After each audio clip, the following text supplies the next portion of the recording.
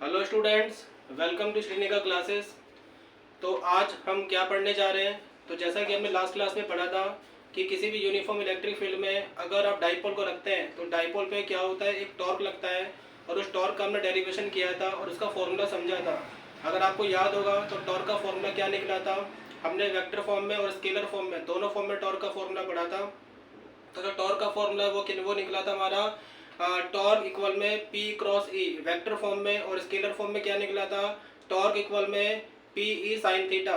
तो जैसे कि मैंने आपसे बोला था कि इस टॉपिक पे हम कुछ न्यूमेरिकल्स करेंगे, तो आइए आज न्यूमेरिकल्स को समझते हैं। इस टॉपिक पे एग्जाम में न्यूमेरिकल्स कैसे आ सकते हैं। तो जैसे कि ये क्वेश्चंस आपके सामने लिखे हुए हैं, तो इन क्वेश्चंस में ध्यान से देखते हैं इसमें क्या क्या इन्फॉर्मेशन गिवन है।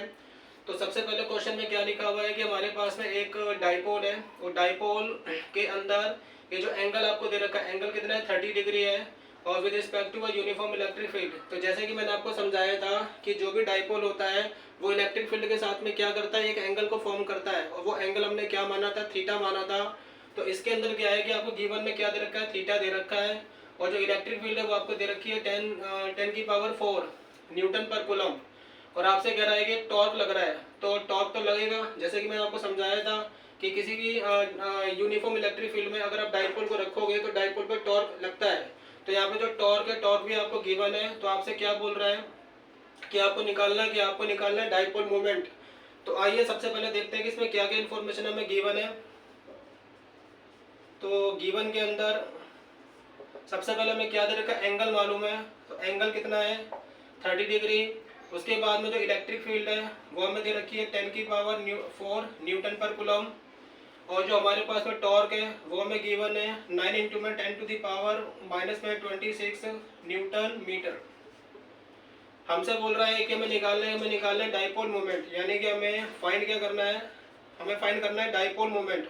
और जो डाइपोल मोमेंट होता है उसका सिंबल हमने पढ़ा था, तो उसका सिंबल क्या था, सिंबल था पी। तो यहाँ पे क्या लिख लेंगे, पी।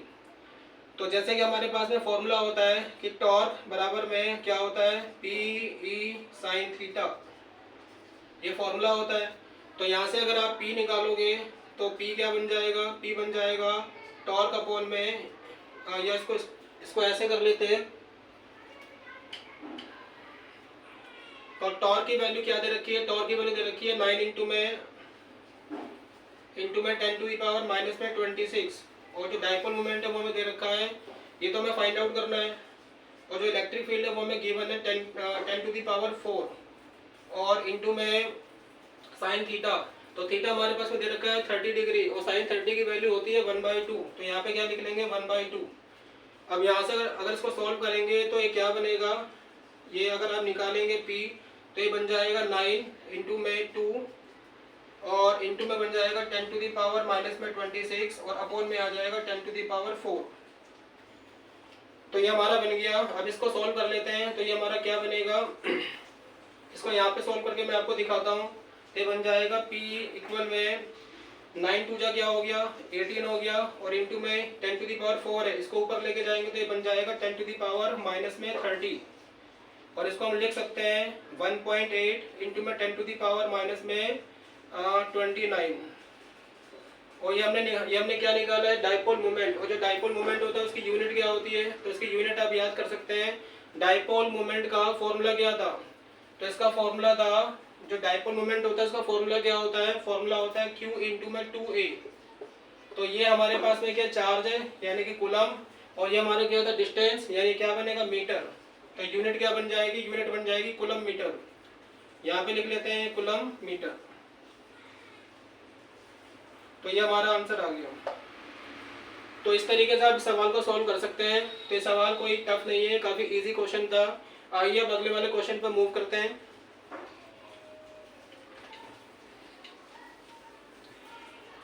अगले वाले क्वेश्चन में क्या गिवन है, इसको भी ध्यान से पढ़ते हैं। इस क्वेश्चन में क्या दे रखा है, हमारे पास में दे रखा है एक डाइपोल है, जिसको डाइपोल बेसिकली उसके अंदर क्या है कि दो चार्जेस हैं जो कि अपोजिट है, और उनका मैग्नीट्यूड क्या है, इक्वल है। और जो चार्ज का मैग्नीट्यूड है वो आपको गिवन है 1/3 इंटू में 10⁻⁻7 कूलम। और जो डाइपोल के जो बीच का डिस्टेंस है वो हमें गिवन है, वो कितना है, 2 सेंटीमीटर है। तो dipole is placed in an field, जो इलेक्ट्रिक फील्ड है वो आपको दे रखी है 3 इंटू में 10⁻7 न्यूटन पर कूलम। आपसे कह रहा है कि what the maximum torque does the electric field exert on the dipole, कि जो इलेक्ट्रिक फील्ड है वो डाइपोल पे टॉर्क लगाएगी, जो टॉर्क लगाएगी इलेक्ट्रिक फील्ड, वो टॉर्क हमें निकालना है। बट टॉर्क निकालना कौन सा है, मैक्सिमम निकालना है, हमें फाइंड आउट करना है मैक्सिमम टॉर्क। तो आइए फिर से वही काम करते हैं। पहले यहाँ पे देखते हैं गिवन क्या है।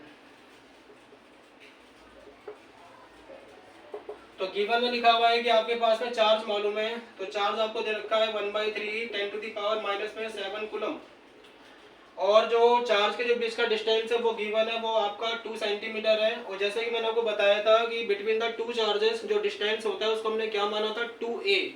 तो ये जो डिस्टेंस है आपका, ये क्या दे रखा है आपको, 2a, ये बन जाएगा 2 सेंटीमीटर। सेंटीमीटर को आप मीटर में कन्वर्ट करेंगे तो कैसे करेंगे, 2 इंटू में 10⁻⁻² मीटर।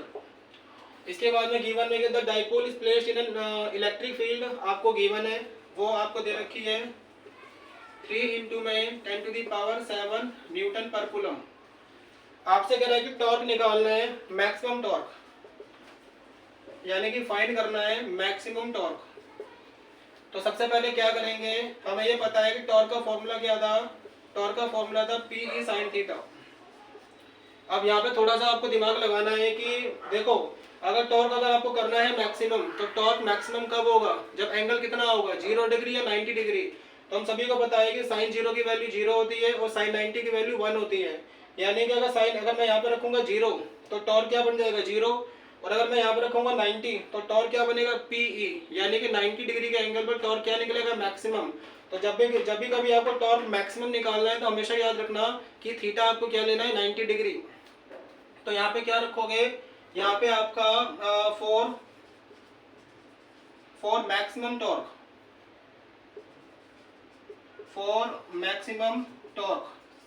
आपका जो थीटा बनेगा वो थीटा क्या बन जाएगा, 90 डिग्री। थीटा बनेगा 90 डिग्री। तो यहाँ पे 90 रखेंगे, तो जब यहाँ पे 90 रखेंगे तो साइन 90 की वैल्यू कितनी होती है, 1 होती है। तो ये क्या बन जाएगा, टॉर्क मैक्सिमम इक्वल में PE। तो इसके बाद में क्या करना है, हमें पता है कि ये P को क्या बोलते हैं, डाइपोल मोमेंट, और इसका फॉर्मूला क्या होता है, इसका फॉर्मूला होता है Q इंटू में 2a। तो यहाँ पे क्या लगाएंगे, Q इंटू में 2a और इंटू में इलेक्ट्रिक फील्ड। अब ये क्वेश्चन बड़ा आसान हो गया है। Q का वैल्यू कितना है, 1/3 इंटू में 10⁻⁷। तो यहाँ पे रख लेंगे 1/3 इंटू में 10⁻⁷ इंटू में 2a, और 2a में गिवन था, 2 इंटू में 10⁻⁻², 10⁻⁻²। तो हमने Q को रख दिया, हमने 2a रख दिया। अब क्या बचा, इलेक्ट्रिक फील्ड। इलेक्ट्रिक फील्ड हमें क्या दे रखी है, 3 इंटू में 10⁻⁷, 3 इंटू में 10⁻⁷। अब यहाँ से हम क्या देख रहे हैं कि 3 से 3 कैंसिल हो जाएगा, इस पावर से ये पावर कैंसिल हो जाएगी, और यहाँ पे क्या बचेगा, ये बच जाएगा टॉर्क मैक्सिमम। यहाँ पे क्या क्या बचेगा, ये कैंसिल आउट हो गया, कैंसिल आउट हो गया, क्या ये भी कैंसिल आउट हो गया, ये भी कैंसिल आउट हो गया, बचा गया 2 इंटू में 10⁻⁻²। तो 2 इंटू में 10⁻⁻², ये टॉर्क आ गया। और इसको हम क्या लिख सकते हैं, इसको हम यहाँ पे लिख सकते हैं कि ये बन जाएगा 0.02। ठीक है, ये 10⁻⁻², इसको हम क्या लिख लेंगे, 0.02। और टॉर्क की यूनिट क्या होती है, टॉर्क की यूनिट होती है, तो टॉर्क का फॉर्मूला क्या था, P क्रॉस E।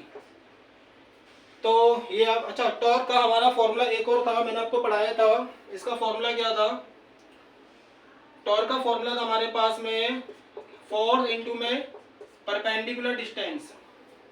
टॉर्क का फॉर्मूला क्या था, फोर्स इंटू में परपेंडिकुलर डिस्टेंस।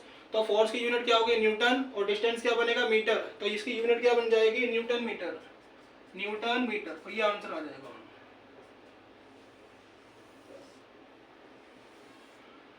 तो इसका आंसर क्या बन गया, 0.02 न्यूटन मीटर। तो ये हमारा क्वेश्चन यहाँ पे हो गया है। तो ये क्वेश्चन क्या कहते हैं कि आपने देखे, इन क्वेश्चन में कोई टफनेस नहीं है, इजी क्वेश्चन है। बस थोड़ा सा क्या कहते हैं कि बच्चों को डर लगता है क्वेश्चन न्यूमेरिकल्स को करने में, फिजिक्स के। तो डेरिवेशन को करना एक अलग चीज़ है, वो जो न्यूमेरिकल्स है उन्हें करना एक अलग चीज़ है। तो जब तक हम न्यूमेरिकल्स की प्रैक्टिस नहीं करेंगे तो न्यूमेरिकल्स को हम नहीं कर पाएंगे। ओके, तो अगर आपको ये वीडियो समझ में आया हो तो लाइक करिए, शेयर करिए, सब्सक्राइब करिए, और अगली वाली क्लास में मैं आपको एक बात और बताना चाहता हूँ, इसी चैनल पे आपको क्लास 11th और 12th के मैथ्स के लेक्चर्स भी आएंगे। तो आपसे हम इसमें फिजिक्स के लेक्चर तो डालेंगे, प्लस में 11th और 12th के मैथ्स के लेक्चर भी डालेंगे। ओके, चलिए इस वीडियो को यहीं पे ओवर करते हैं। Thank you so much.